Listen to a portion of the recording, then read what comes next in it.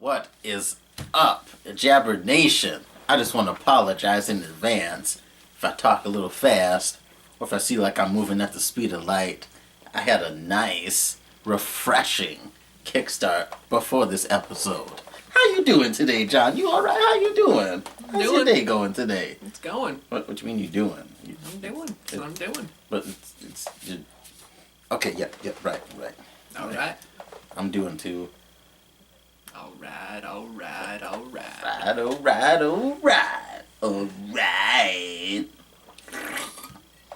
right. Back to the video. Let's get it. Yeah. So, leading off the game for last night. Yeah.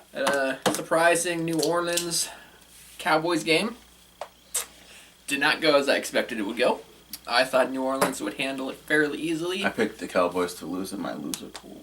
Yeah, I don't think there's not many people that picked the Cowboys to win, and they did. Because Drew Brees and the Saints, they just looked off from the get-go.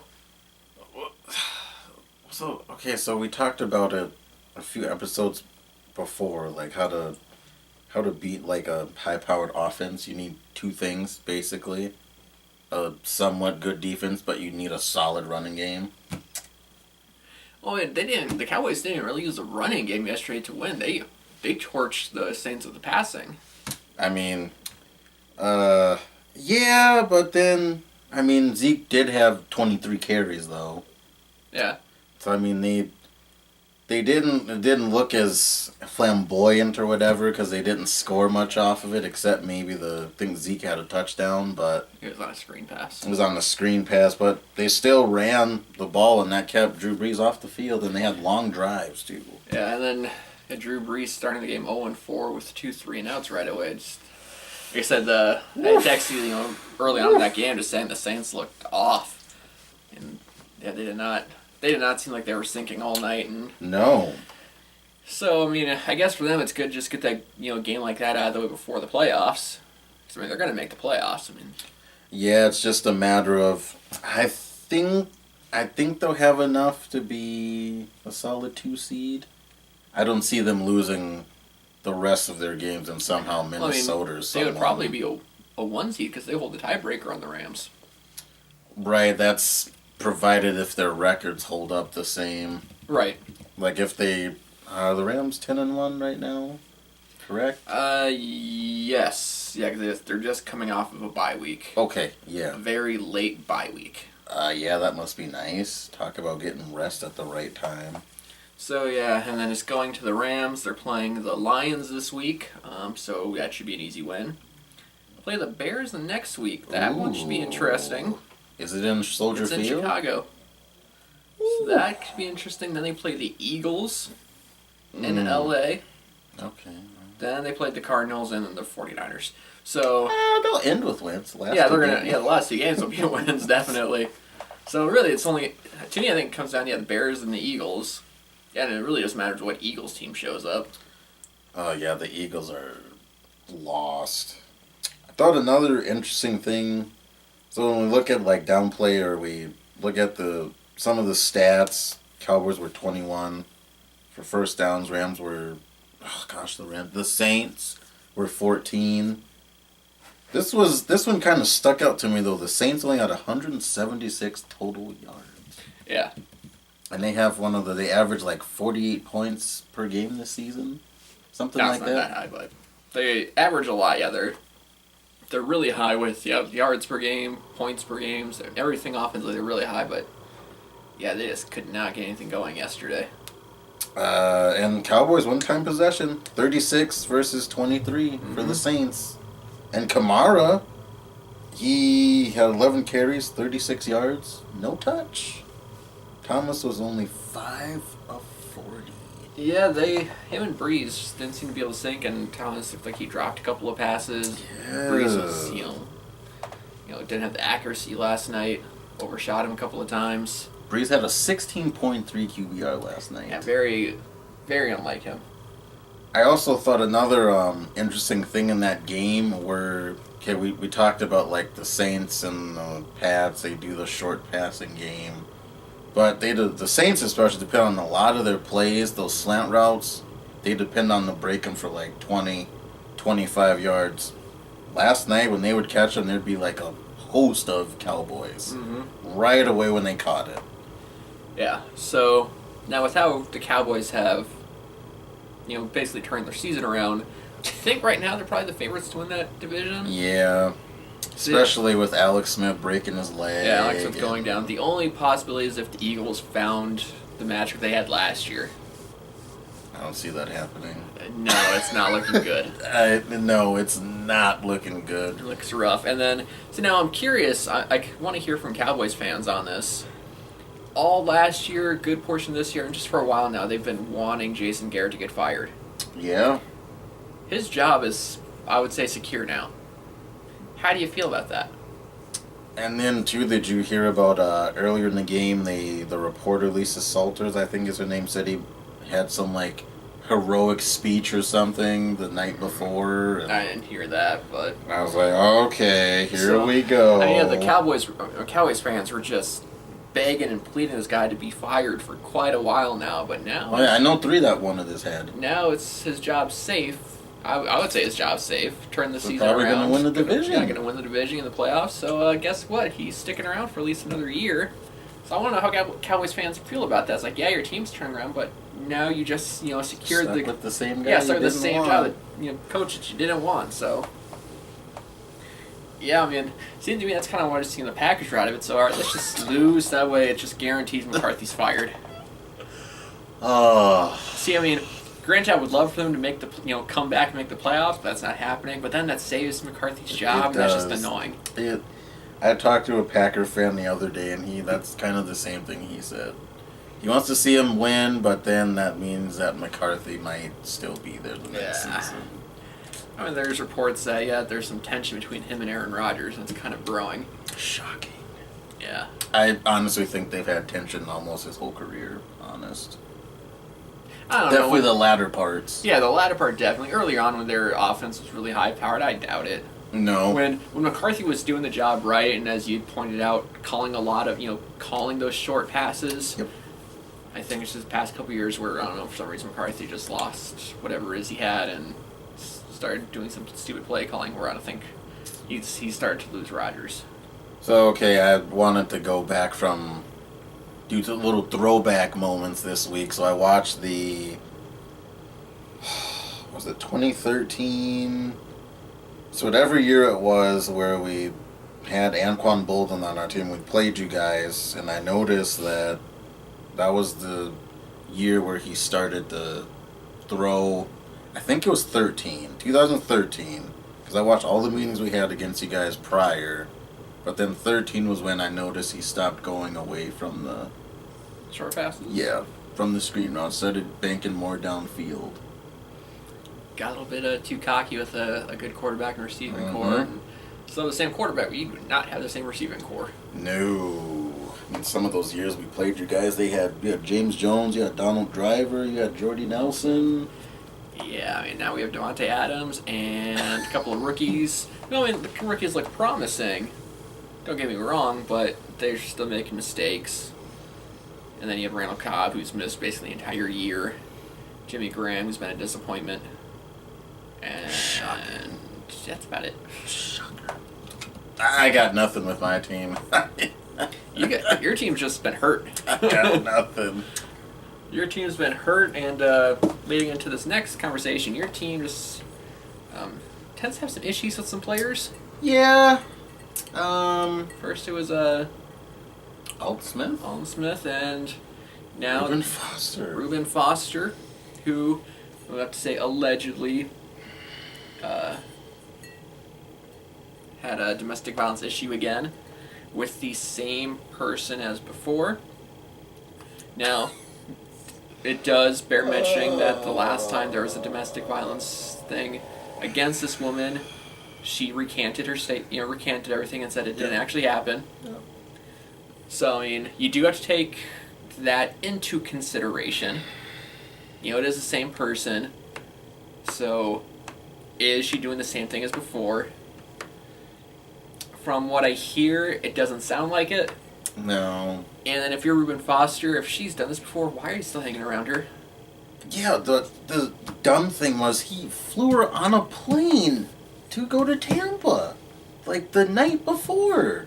From what, if I understand what I gathered, he flew her on a plane to go to Tampa to watch them play. Yeah, and then the assault happened in the at the team's hotel. Yeah. So what? So yeah, this guy's a giant idiot. So the 49ers released him, and then he was basically immediately Yeah, literally. signed by the Redskins. Yeah, immediately signed, like within a day. So that in itself, outside of Reuben Foster being a gigantic idiot, now the Redskins in the NFL just look terrible. What's that say about the league now? Hey, even if you get domestic violence, we're gonna still sign you. You can attack your girlfriend, and you're gonna flare. We're gonna keep you around, and that's basically what happened with the Redskins signing him. And the Redskins have tried to defend it. It just makes it look worse when they try to defend it. It does make it look worse, considering Doug Williams.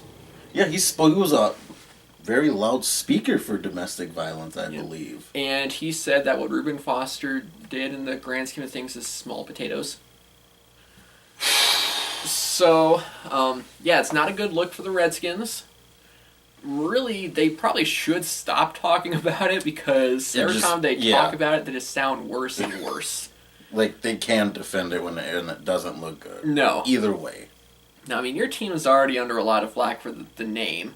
Mm-hmm. And then, hey, let's just add fuel to the fire. Let's add this guy who was and add this terrible human being to the team. And then, if Reuben Foster isn't bad enough, gosh. Now you get Kareem Hunt, who literally today had TMZ released a video of back in February of him shoving and kicking a woman. And literally, like 3 minutes before we started filming, ESPN had breaking news. He's been put on the commissioner's exempt list. He cannot practice, cannot play in games, cannot attend games. So, that's, looking, microcosm. I mean, for the Chiefs' perspective, this is a huge blow to them. That's big. Yeah. So they're getting close to the post. What if he doesn't play in the postseason? And that's a very good possibility he's not. That's gonna. They still have Mahomes and Kelsey, but that dampens their running game significantly. And I would like to see the NFL start creating a tougher stance on domestic violence. I agree. Ever since the whole Ray Rice thing, they try to get a better, stronger stance by increasing the amount of games. Mm-hmm. It clearly means nothing, because the NFL players are continuously doing it. I think if they get domestic violence, I think they should be banned. Banned or either suspend them for the whole season. Yeah, I would be fine with suspending for the whole season after the first offense. Second offense banned. I would be okay with that. Second offense. Now, the only thing with that is the players' union would never allow that. Which, I mean, I understand where the players' union is coming from. It's like they have to protect their players, but to what extent? If they're doing it themselves, they're doing it to themselves. Yeah, it's like, I mean, you want to protect your players, but also you have to think about it. You're protecting your players because he beat a woman. Yeah. It's like, I mean, how far do you go to protect your players and before you realize, this makes us just all look bad? We're lumping these idiots in with the rest of us that aren't doing stupid stuff, and it's just bringing us down collectively. So, I mean, you can go back to years. I mean, look at when the Cowboys brought in Greg Hardy. He was one of the worst domestic violence offenders. Cowboys in general, you have to be a criminal to play for the Cowboys. Let's just put that out there. Because Zeke's thing. Everyone on the Cowboys. Des Bryant hit his mom, and he was on the Cowboys forever. So, I mean, it's... The only one that played for the Cowboys that didn't was Jason Witten. I can say Witten was a good one, yep. Could make the argument, I don't know if Dion had any issues like that when he played. I'm pretty sure he did. Okay. Yeah. Well, sorry, Dion. Tried to give you some loving, bud, but sorry. Yeah, so the NFL needs to do something. It's just going to keep getting worse and worse because the players know they'll get away with it. Yeah, they need to create a tougher stance on this. They need to, step up and lay down the law. And I think it can start with Kareem Hunt. This big, he's kind of a big profile name. He is. Let's use him make him an example out of him. I agree. Yeah, the players' union's going to fight it, but fans are also then going to fight the players' union. Exactly. Yeah. Because it's It's just dumbfounding to me because we talk about it all the time off air. All these players make all this huge money. Oh, this is like the third time we've had to talk about this on. I'm on almost the sick show. of talking about it. Yeah, I mean, Like, and to be fair, it's not just football. oh no, it's every sport, but I mean football. I think Baseball or football, it's the most common. Yeah, Obviously, baseball with my team, the Cubs, Addison Russell has his whole issue, which most to the point where the Cubs I think just need to get rid of him. 'Cause, one, he didn't play well at all, and two, yeah, the accusations against him. Now, I mean, granted, you do want to make sure the accusations are factual. Mhm. You don't want to release the guy based off Yep. based off of non-factual things, and then he just You wanna destroy get his all the career off info. nothing. Yeah, so you want to make sure everything has been confirmed, and if so, just get rid of him. Not worth keeping on. There's too much of a distraction, and he doesn't deserve to play, a game like that at that level. You make your choices in life. You deal with the consequences. Well, and to go back to Reuben Foster, he also got, let's see, he had a marijuana charge, a weapons charge, and he got thrown actually out of the combine, too, when he was in Yep. the NFL combine. A lot of people forget about that, so anger management issues as well he had. Yeah, he's got some issues. It's kind of like he's not a ticking time bomb, he's already went off, but I don't even know what to call that. Yeah. I don't know. I mean, like I said, that whole look is just it's worst possible look for the Redskins. Just like I said, as they try to defend it, it just makes them look worse. Yep. And then the NFL, it looks bad on them since it is still one of their teams that did it. The 49ers just they finally had enough. Yeah. So the Redskins, I mean, like I Finally. said, I mean it was like a day Yeah, went it by was a and day. sign It him was like that. literally a day. Because So I texted you and I was like, they just signed Reuben Foster. yeah, I mean that just looks terrible, and just professional sports right now, just as a whole, just does not look good when it comes to their treatment of women. No. So then I had told you about a story I read on Yahoo Oh. about boy. there was Yeah. an NBA coach that was interviewed. He obviously chose to remain anonymous, but they listed him as a veteran NBA coach when talking about females, being like a head coach. He had said, this, paraphrasing, that an attractive woman could not be a coach in the NBA because the players would constantly try to have sex with her. And I'm paraphrasing it because he did not use that nice of language. Yeah. I read. So- I read the text. It was. Yeah. So that in itself is also a bad look for the NBA, where it's you bring this person in and the players can't get over the fact that she's a woman, Yeah. and they're just gonna let their biological urges just take control over them, just constantly try to have sex with her. Really? And I haven't heard, I mean, that story's been out for a little bit. I haven't heard any players step No. up and be like, whoa, Yeah. no, that's not the case at all. And that's what you'd want to see. Yeah. Some players like. You'd want to see like maybe LeBron, Yeah, Steph Curry, LeBron. KD, some Yeah. high-profile ones step up and be like, whoa, no, that's not the case at all, and it's been quiet. I want to know, have they asked any of the high profiles That I in don't the know. interview? I might do some digging. Not tonight. sure yet. Take a look at I that. might do some digging. I mean, that's once again bad luck. Doesn't look good. No. Because you got on the Spurs, Becky Hammond's on their coaching staff. Mm-hmm. Greg Popovich. Yeah, She's I mean, a great she's- WNBA player. She has the credentials. Yeah, she was a head coach of their summer league team that Mhm. led them to their summer league finals, championship, whatever that is. Yep. Well, she seems to be widely respected on the Spurs and around the league. Pop Right. has a ton of respect for her and admiration. Yeah, and I think her in that position is a great position because Pop would not put up with any disrespect towards her. Any She's on the player, right definitely, team. Yeah, She's with the right team. but I mean, it's just so disappointing to think that a woman couldn't go to another NBA Yeah, team without yep. that happening. Yep. Yeah. What? This blows my mind. I mean, I don't know. I don't know what's going on with the men in professional sports nowadays as a whole. I don't know. yeah, it's not a good. Like now, I mean, let's be fair. I don't want to, lump everyone together. Oh yeah, no. I mean, we're talking about a very select few. Yeah, it's a very small grouping. Well, that NBA coach, he was saying, no, this is a widespread thing. Yeah. So, okay, maybe not there, but I mean, yeah, I mean, it's a smaller group, but still, I mean, the smaller group is overshadowing everything else. Yeah.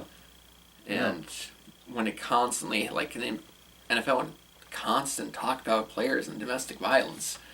Something's gotta happen. Exactly. Just something. I don't know if they, because you have the draft too, and they see the teams interview these players, and they know they have off the field issues. Mm-hmm. Do they go as far as if they go in the draft and have any history of domestic violence or off the field issues, they don't get drafted? Yeah, I mean, it's obviously it's a case by case basis on what would happen. And then you have instances where things come out with a player while they're at the draft on draft night. Yeah. So I don't know. Yeah, it's hard to say, but yeah, like I said, the NFL just needs make Kareem Hunt an example. Yeah. And just lay down throw the law. Look at him a little bit. And then hope that deters other players from before you lift a hand to a woman. I mean, one, you're just an idiot for doing that, and two, just think about the consequences that are going to come from it. And there's videotape. Everything is being recorded. Yeah. Everything. Yeah. There's cameras somewhere. Exactly. Everywhere there's a camera. Cameras someplace. And so yeah, that's stupid. So getting off that subject, let's get on to something a little bit more lighthearted, I guess. I don't know if they're lighthearted, but big talk was after the Cleveland-Cincinnati game, Baker Mayfield and Hugh Jackson interaction. Oh boy.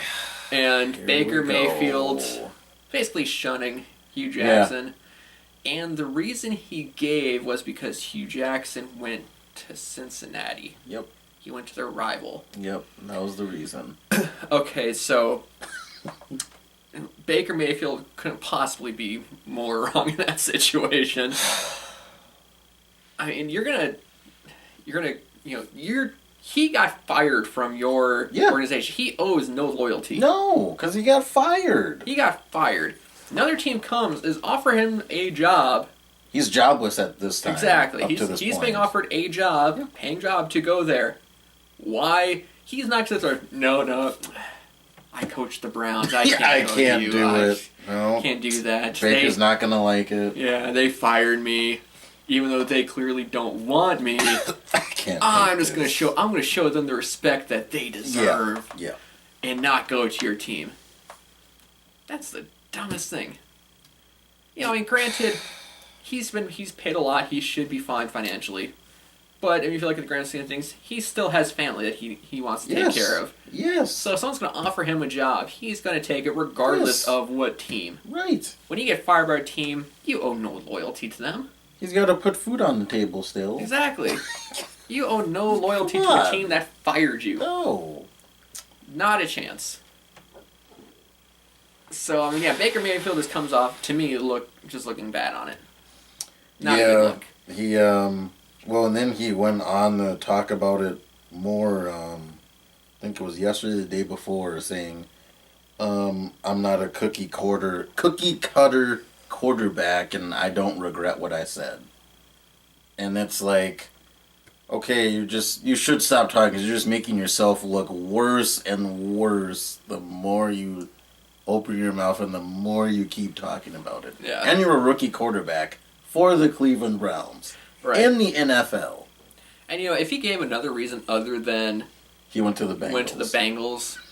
If he said, I don't like the way he treated me, when he was here or something like that. Okay. Understandable. I get it. Yeah. And it's like he went to the opposite team. That sounds like a high school answer or something. Yeah. It's a stupid answer. It's a stupid reason for knocking the guy because he chose to take a job after being fired. But this is he had issues in college. This is kind of the dark side you get with Baker Mayfield on your team. Yeah. It's like, for me, taking my example, I work for a very well-known bank. Mm-hmm. If they fired me and another bank came and offered me a job, you're like, oh, I can't work for you. I just got fired by them. I owe them I'm loyal to them. So I'm just gonna not take a paycheck. Oh, And I'm gonna go back to working at Best Buy. You know, that's no. If I get fired from there and another bank offers me a job, okay. I'm gonna take that job. I mean, you gotta go. I mean, if you get fired from someplace you get offered you're gonna show no loyalty to that place because they showed no loyalty to you, so why should you have to show loyalty to them? Oh, that word loyalty is just being thrown around all It is. episode. We just talked about it the last episode. Whew. So, but yeah, I mean, if an employer fires you, any loyalty just is severed right there, and you can go do whatever you want. Yeah. Okay. So this is a really never mind. It's a drama moment, and I just won't say it because everybody in the room will get it, but everyone else will be like, "What?" I will save that for after the. Yeah. Continuing. So. Well, actually, no more continuing. That's what we got for today. You all right? Yeah. All right. Popcorn. So that's all we got for today. Once again, leave comments, questions below. I want to hear from Cowboys fans. Are you happy Jason Garrett's job is being saved by this, or do you still wish he could get fired? What do you think Baker Mayfield and the whole loyalty aspect of things? Comments below, subscribe, like us on Facebook, all the usual stuff. That too.